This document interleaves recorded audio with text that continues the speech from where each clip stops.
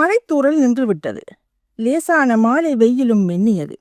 மாமாவும் பெரியப்பாவும் எழுந்து தோட்டத்தை பார்க்க சென்றனர். நானுவுக்கு அன்று ஏனோ கீழே இறங்கி ஈரமண்ணில் கால் வைக்க விருப்பமில்லை. பிராந்தையில் உள்ள சாய்மனை கதிரையில் இருந்தவாறு முற்றத்து பூச்செடிகளையும் மாலை வெயில் பட்டு மின்னும் மலைத்துளிகளை ஏந்தி நின்ற மாதுளை மரத்தை செம்மஞ்சள் பூக்களையும் பார்த்து கொண்டிருந்தார்.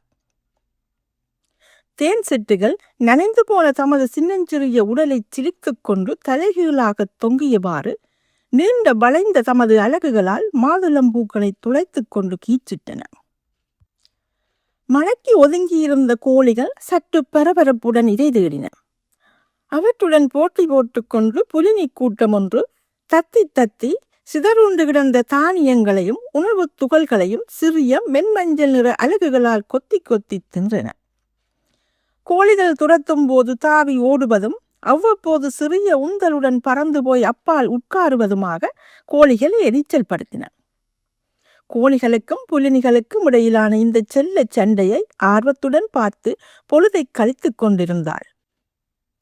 அப்போது பொன்னுக்குட்டி மெதுவாக தயங்கி தயங்கி முற்றத்துக்கு வந்தது.